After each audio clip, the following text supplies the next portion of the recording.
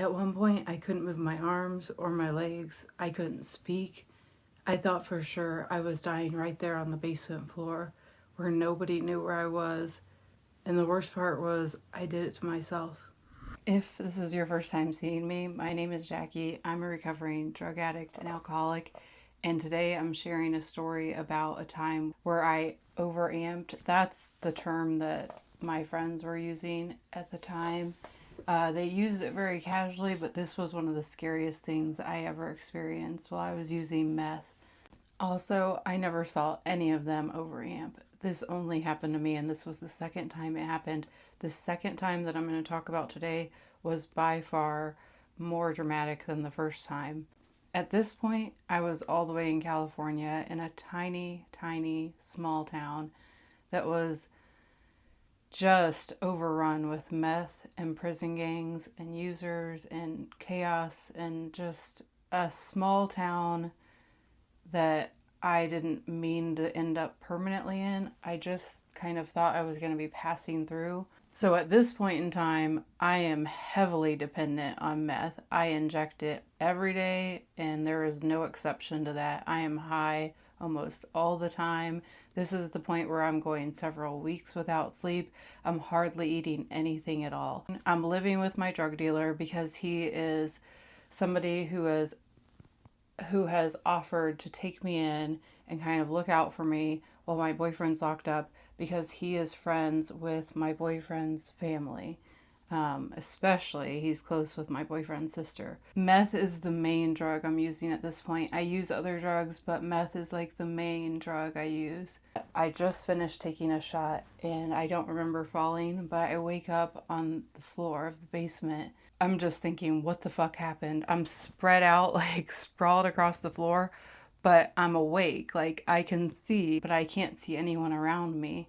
And my head's like this on the floor, and my heart is beating like really, really fast. So I just try to get up, and my arms won't move, my legs won't move.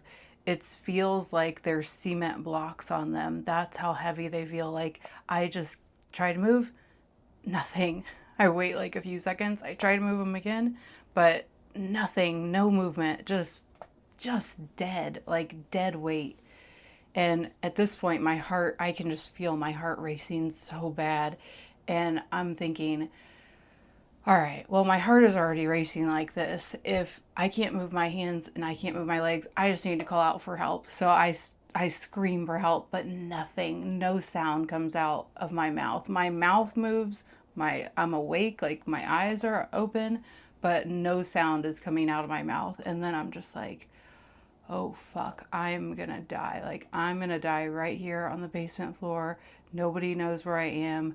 I have no family out here. My friends are all back home, and I'm out in this small town where everybody hates me, and I just know the few people, his family, the drug dealers, and he's locked up, and I have nobody out here. Nobody that really knows me or really cares about me is like out here right now, and I'm gonna die on this basement floor and nobody's gonna find me. And so all of these thoughts are like racing through my head, which is causing my heart to just beat even faster. Boom, boom, boom.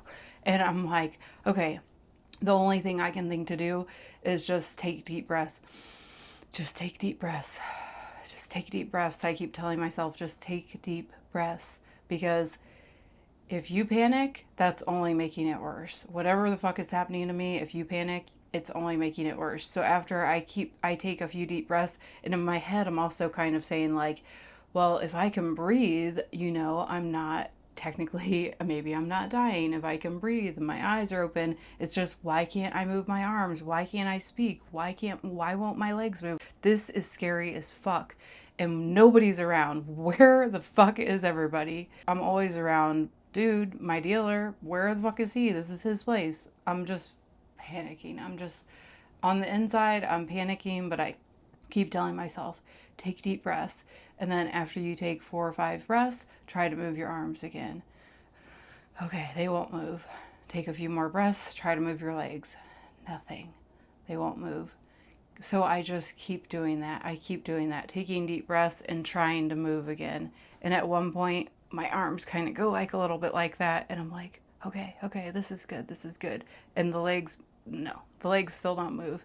But then I take a few more breaths. So little by little, a little more movement, a little more movement, and then I'm able to kind of flop my arms and then do the same with the legs and kind of slide across the floor little by little, and more I can flop the arms a little bit longer and go a little bit more. I'm trying to scooch over to the kitchen table. I must look like a worm or something going across the floor, but nobody's there to see me, and I'm like, nobody's gonna help me, so I need to just get up and figure out what's going on. And by the time I finally get over the table, I am able to grab onto the side of the table, and just like a toddler trying to walk, using the furniture for guidance, I'm able to pull myself up. And at this point, I am able to speak again, and I'm able to move, and I'm able to walk. And I see dude over there in the corner. I'm like, he's been sitting there the whole time. Oh, I'm pissed. I start walking over to him like, what the fuck? You don't see me dying over here on the floor? You can't lift a finger to fucking help me? What the fuck is your problem? And then when I get close enough to him, I see he's asleep. He's a fucking sleep. He's over there in the corner. He's got a hat on. He's like this. I'm like, wow. But something shifted inside me, and I couldn't unsee that if this is how I go out, and these are the people I've surrounded myself with, and this is who I've become, am I good with that? And deep down, I wasn't good with that, and it really, really deeply bothered me. And I wanted to change all of that on some level, but I just wasn't ready to change it on this day or the next day or the next day. The fact that I was able to go through this and it wasn't enough for me to clean up, that really demonstrates just how powerful addiction really is, and how it is such a mental gymnastics of twists and turns, of distorting reality and truly convincing the addict that you don't have a disease and you do not need to quit. You just overamped. This isn't that big of a deal. This happens to people. But in reality, it is really dangerous and it is a big deal.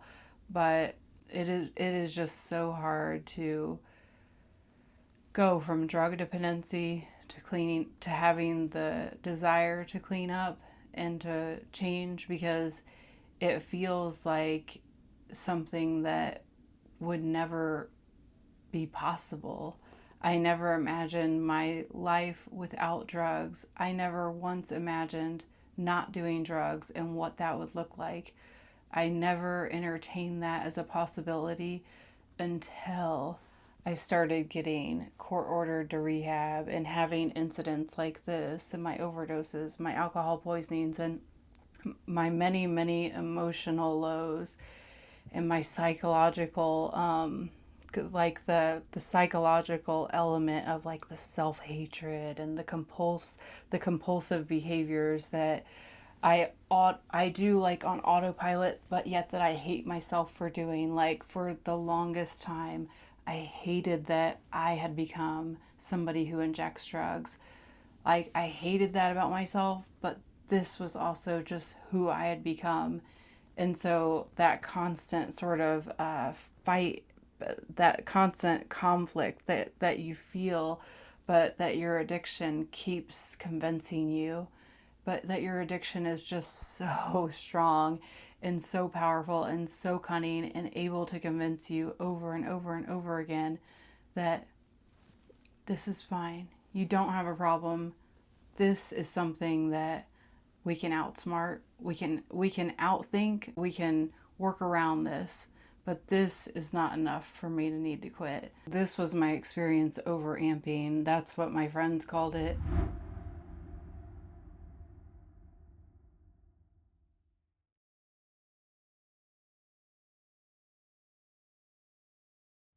I think that's how it goes for a lot of us. Is it's not one dramatic moment that changes everything and you turn your life over and you start your recovery. I think it's often many moments like this that stick with you, and those compound over time to finally being able to realize by staying in the situation of using, it becomes more painful than trying to quit. So I still had years to go until I got to that pain point of being uncomfortable, so uncomfortable and in so much pain while using that I was ready to do something different, to fight back, to make a change. So if you're out there and you're suffering and you're thinking like, oh, I'm not that bad, or that wouldn't happen to me, often just know that it often doesn't look like what you think it'll look like. I used to sit in rehab as a young 20 something and think I would never inject drugs. And less than 10 years later, I was injecting many times, all day, every day, and that became my new normal. I guess I want to throw out a caution of warning that when it hits, you don't get to go back. You don't get to rewind. You don't get to undo it. But the scary thing about these types of incidents is when I look it up in my recovery, which I try not to do too much of because then it just kind of like stresses me out. But what could cause something like this?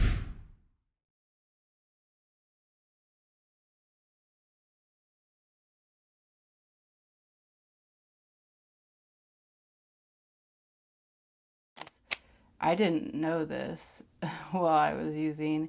Even if I did, I don't know if it would have been enough for me not to use it. But knowing it now helps me to definitely not want to go back to using it. That's for sure. And the longer I'm clean, the more horrified I am by some of the stuff that I put my body through. And all I do now is I just try to take the best care of myself now, like that I can, because I do, when you use like that, I can't undo all that damage that overamp did to me. I did significant amount of brain damage to myself.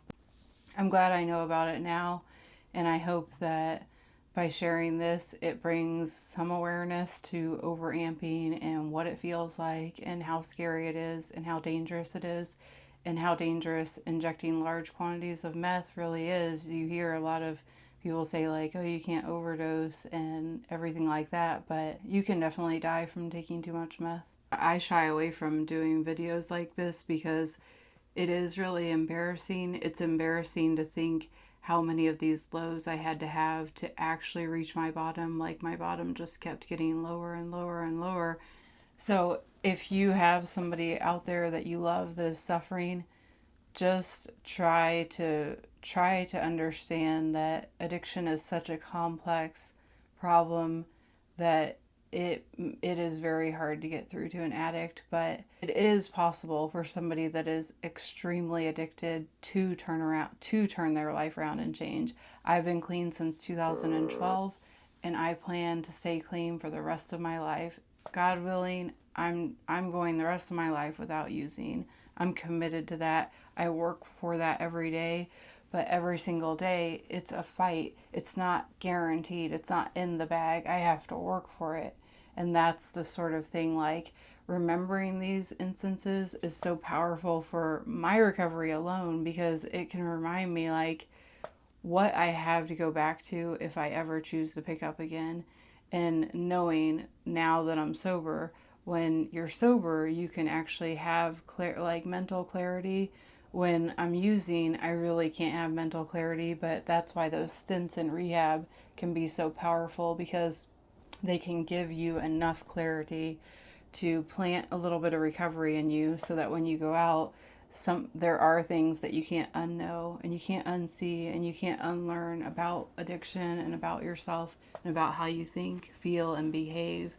So I hope this video reaches somebody out there that wanted to learn or know more about overamping, or you just want to know that you're not the only one that it happened to. Definitely you're not. And but I hope it doesn't keep happening to you, and I hope you're able to get out of it and find a life worth living in recovery.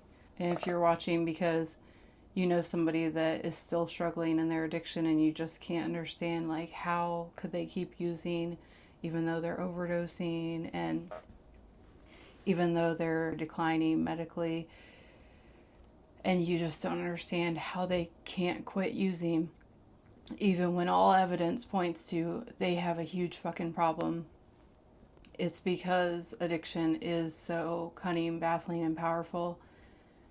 The only disease that convinces the afflicted they do not have this disease. So try to be as compassionate as you can, because they're not doing it to spite you. They truly don't know what they don't know, and the only way to know is by going through it and by experiencing more of it, unfortunately. So I'm just so thankful that I made it out and that I'm able to share messages here as I can about recovery.